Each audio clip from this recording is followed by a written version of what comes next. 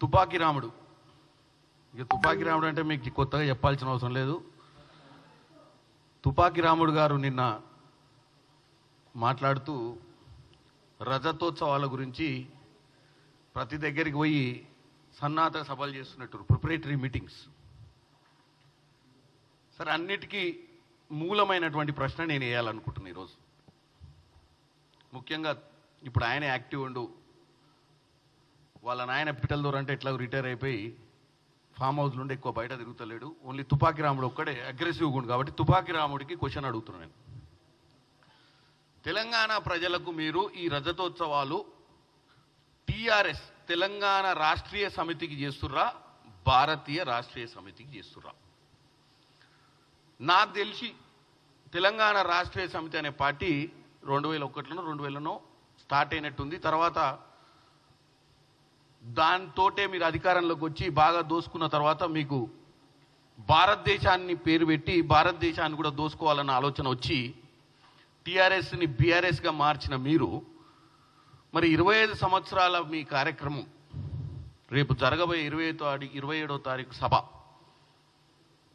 Back డ్రాప్లో BRS ఉంటుందా, భారతీయ రాష్ట్రీయ సమితి ఉంటుందా, తెలంగాణ రాష్ట్రీయ సమితి ఉంటుందా అని ఒక తెలంగాణ పౌరునిగా, ఒక పార్లమెంట్ సభ్యునిగా కాదు ఇది అడిగేది నేను, ఒక తెలంగాణ పౌరునిగా మీ పార్టీ స్టాండ్ ఏంది, మీ పార్టీ బ్యాక్ డ్రాప్లో ఏం పెడుతుంది, మరి తెలంగాణ ప్రజలకు ఏం సందేశం ఇద్దాం అనుకుంటారు? ఈ పార్టీ బతుకున్నట్టేనా టీఆర్ఎస్, మరి బీఆర్ఎస్ ఉన్నట్ట? కేటీఆర్ గారు జరగబోయే ప్రచారంలో మరి దానికి కూడా సమాధానం చెప్పాలి నా ప్రశ్నకు. ఇక పోతే యువరాజు, తుపాకీ రాముడు చాలా ఉన్నారు. ఆయన చాలా బ్రహ్మాండమైన పేర్లు ఉన్నాయి ఆయనకు. గతంలో ఏ రోజు గతంలో ఉన్నటువంటి ముఖ్యమంత్రులను స్మరించుకోలేదు, కానీ నిన్న స్మరించుకురు. హైటెక్ సిటీ కట్టిన చంద్రబాబు నాయుడు, ఆరోగ్యశ్రీ తెచ్చిన రాజశేఖర్ రెడ్డి గారిని స్మరించుకుంటూ కేసీఆర్ గారు మళ్ళీ సీఎం కావటం చారిత్ర అవసరం అని చెప్పిండు. వాళ్ళిద్దరిని గుర్తు తెచ్చుకున్నాం, ఎందుకంటే గతంలో వాళ్ళని ఎన్నోసార్లు తిట్టిర్రు అవసరానికి. మళ్ళీ నిన్న వాళ్ళ నాయనని పొగుడుకోనికే వాళ్ళిద్దరిని బేస్ తీసుకొని, సరే ఒక ఆయన హైటెక్ సిటీ కట్టినందుకు చరిత్రలో మిగిలిపోయిండు, ఒక ఆయన ఆరోగ్యశ్రీ తెచ్చినందుకు చరిత్రలో మిగిలి, మరి మీ నాయన ఎందుకు చరిత్రలో మిగాలనో నాకు అర్థం కాదు. కాళేశ్వరం కట్టినందుక 8 లక్షల కోట్లు అప్పు చేసి నెలకు 8,000 కోట్లు వడ్డీ కట్టిస్తున్నందుక? దేనికి కేసీఆర్ గారు చరిత్రలో మిగలాలి? మళ్ళీ అంత అర్జెంటుగా ఆయన ముఖ్యమంత్రి అవసరం దేనికో కూడా చెప్పాలి. ఇలా అర్జెంటుగా రాష్ట్ర ప్రజలు దురదృష్టవంతులు, ఎందుకంటే మీకు ఓటేయలేదు కాబట్టి. ఇప్పుడు అర్జెంటుగా కేసీఆర్ గారు అవసరం ఉంది, కేసీఆర్ గారిని ఇమీడియట్గా ముఖ్యమంత్రి అంటే ఒప్పుకోదు కదా రాజ్యాంగం, ఎన్నికలు కావాలి కదా మళ్ళా. ఇప్పుడు అర్జెంటుగా వచ్చి ఏం చేయాలి? ఆల్రెడీ దోసుకునేది సరిపోలేదా అంటే ఇంకా టార్గెట్ మిస్ అయ్యిరా? ఇంకా టార్గెట్ మిస్ అయ్యి ఇంకా కూడా మిగులు రాష్ట్రంగా ఉన్న రాష్ట్రాన్ని నీళ్లు, నిధులు, నియామకాల నినాదంతో తుంగలోకి తొక్కి మళ్ళా మమ్మల్ని అధికారంలోకి తీసుకురమ్మని అడగడానికి తుపాకీ రాముడు గారికి ఏంది, నీ బాధ ఏంది నాకు అర్థం కావట్లేదు. మీరు వద్దనే కదా తెలంగాణ ప్రజలు మిమ్మల్ని ఇంటికి పంపించింది. సంవత్సరం మీద 6 నెలలు కాకముందే మీ బాధ ఏంది? ఇప్పుడున్న ప్రభుత్వం మీద మీ విష ప్రచారం ఏందో నాకు అర్థం కాలే. ఆ రోజు మొత్తం తెలంగాణ తేవడానికి మేమే కారణమని చెప్తుండు. ప్రజా గొంతుకగా ఉన్నటువంటి మా పార్టీ, ప్రజల కోసం పోరాటం, ప్రజా గొంతుకగా వచ్చిన మీ పార్టీ, సోనియా గాంధీ గారు కరీంనగర్కి వచ్చి 2007లో తెలంగాణ ఇస్తా అని ఇచ్చిన మాట నిలబెట్టుకొని తెలంగాణని ఇస్తే దోచుకున్నటువంటి గొంతులు కోసినటువంటి పార్టీ మీ పార్టీ. గొంతుక కాదు, తెలంగాణ ఇచ్చింది కాంగ్రెస్ పార్టీ. తెలంగాణ ఇచ్చింది కాంగ్రెస్ పార్టీ, చెప్పింది సోనియా గాంధీ. మీరు గెలిస్తే తెలంగాణ ప్రజలు మిమ్మల్ని నమ్మి మిగులు రాష్ట్రాన్ని మీ చేతిలో పెడితే 8 లక్షల కోట్లు అప్పు చేసి ఇలా సిగ్గు శరం లేకుండా రోడ్ల మీద పోయి మీ పిట్టకథలు చెప్పుకుంటుర్రా మీరు? దేనికి గుర్తుపెట్టుకోవాలి? నువ్వు అమెరికాలో ఉన్నావు, మీ కుటుంబంలో మీ సోదరి అమెరికాలో ఉంది. ఉద్యమం చేసేటప్పుడు మీ నాయన ఏం చెప్పొచ్చిండు? ఉద్యమం చేసేటప్పుడు 2000 పార్టీ పెట్టిన రోజు గుర్తుపెట్టుకోండి. ఆ పార్టీలో ఆ రోజు ఈరోజు కల్లం యాదగిరెడ్డి గారు లేరు, సత్యనారాయణ గారు లేరు.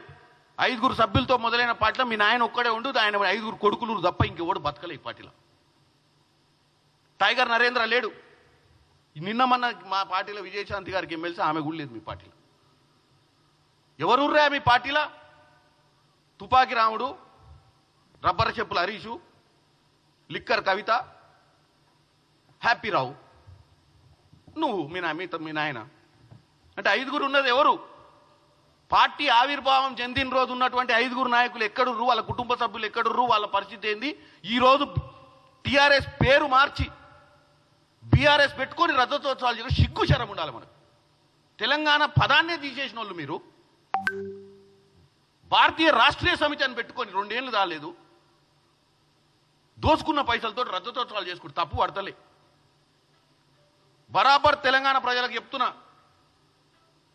ఎంతైనా పెడుతుర్రు వీళ్ళు పైసలు. రేపు జన సమీకరణ కోసం ఇంటింటికి ముట్టాల్సిందే పైసలు, ఇంటింటికి రథోత్సవాల పేరు మీద తీసుకొని ఉత్సవాలు చేసుకోమని చెప్తున్నా ఊర్లలో. మన దగ్గర దోసుకున్న డబ్బే ఇది. 8 లక్షల కోట్లు అప్పులో కమిషన్లు దండుకున్న డబ్బే వాళ్ళు ఇవాళ మీకు తిరిగి పంపించి ఈ రథోత్సవ సభలు పెడుతురు. దానికి ఏం సీరియస్నెస్ లేదు రథోత్సవం, ఎందుకంటే టీఆర్ఎస్ఏ లేనప్పుడు రథోత్సవం ఎందుకుంటుంది? బీఆర్ఎస్ పార్టీ వచ్చిన తర్వాత టీఆర్ఎస్ఏ లేనప్పుడు రథోత్సవం ఏముంది ఇంకా? సో ఆ డబ్బులు తీసుకోవాల్సిందే, ఇంటింటికి ముట్టాల్సిందే. రాని వాళ్ళు కూడా వీలైతే అక్కడ ఉన్నటువంటి లోకల్ రిప్రజెంటేటివ్ వసూలు చేయాల్సిందే. దేనికి? మన గురించి మన చరిత్రలో మిగిలిపోవాల్సినంత గొప్ప నాయకుడు కేసీఆర్ దేనికని అడుగుతున్నా. నేను కాపలా కుక్క లాంటి వాడిని, నా కుటుంబ సభ్యులంతా అమెరికాలో సెటిల్ అయ్యారు, మాకు ఏమీ అవసరం లేదు, మాకు రాజకీయ ఆకాంక్ష లేదు. నిన్న కూడా చెప్తుండే ఆయన మళ్ళా గదే పాతాలని ఆయన చెప్పిన ముచ్చటి. మాకెప్పుడు కూడా పదవి మీద ఆంక్షలు లేవు, మాకెప్పుడు కూడా రాజకీయాలలో ప్రజల సేవే తప్ప, ప్రజలకు పోరాటమే తప్ప అని నిన్న రాజన్న నేను మీటింగ్లో చెప్తుడు. ఇదే మాట మీ అయ్యే చెప్పిండు ఆ రోజు. నేను కేవలం తెలంగాణ తేవడమే నా లక్ష్యం అని, తెలంగాణ తేవడానికే నేను ఉద్యమం చేస్తున్నా, తెచ్చుడో చచ్చుడో అని చెప్పి ఆ రోజు ఇట్లాంటి పిచ్చి మాటలు చెప్పి కాపల కుక్క ఏమంటారు, ముళ్ళు గుచ్చుకుంటే నోటితోటి పంటితోటి తీస్తా, ఈ పంచ్ డైలాగులు కొట్టే మనం అప్పుడు అధికారంలోకి వస్తుంది. వచ్చినాక ఏమైంది? దళిత ముఖ్యమంత్రి బాయ్, దళిత ముఖ్యమంత్రిని చేస్తా, దళితులందరూ గుర్తుపెట్టుకోవాలి, దళిత ముఖ్యమంత్రిని తెలంగాణ మొట్టమొదటి ముఖ్యమంత్రి చేస్తా అని చెప్పిన కేసీఆర్ 10 ఏళ్ళ నుండి ఇప్పుడు 3వసారి మళ్ళీ ఆయన అవసరం వచ్చిందట, పామోదులకి వెళ్ళి లేచి వస్తాడట. ఇప్పుడు జనం అన్నం తింటలేరట ఆయన లేకపోతే. ఇప్పటికైనా మేము అధికారంలోకి వస్తే, నిన్ననే కులగణన చేసినాం బీసీలు, మరి బీసీల శాతం ఎక్కువ ఉంది, మా నాయన కాదు ఈసారి మంచి బీసీని చేసి ముఖ్యమంత్రిని చేస్తానన్న చెప్తే కొద్ది గొప్ప తెలంగాణ ప్రజలు ఆలోచిస్తారు. మళ్ళీ మా నాయన వస్తాడు, లేవనికనే చేత కావట్లేదు, బయటికి రానికనే తిరగనికనే ఓపిక లేదు, మళ్ళీ వచ్చి 3వసారి ముఖ్యమంత్రి కావాలని కొడుకు అడుగుతుండే అయ్య కోసం. దేనికి? ఆ రోజు నీళ్లు నిధులు నియామకాల నినాదంతో తెచ్చుకున్న తెలంగాణలో మిగులు రాష్ట్రాన్ని 8 లక్షల కోట్లు అప్పు చేసినందుక? 3 ఎకరాలకు దళితులకు ఇస్తా అని చెప్పిన భూమి ఇయ్యనందుక? కేజీ టు పీజీ ఉచిత విద్య ఇచ్చి ప్రతి ఇంట్లో ప్రతి వాడికి ఉద్యోగం వస్తుంది, చదువుకుంటాడు, నెలకు 2 లక్షల ఉద్యోగాలు ఇచ్చినందుక? ఏకకాల రుణమాఫీ చేసినందుక? 2014, 2018 మేనిఫెస్టోని సంపూర్ణంగా కంప్లీట్ చేసినందుక? దేనికి మిమ్మల్ని అధికారంలోకి తీసుకురావాలి మరొకసారి? దేనికి?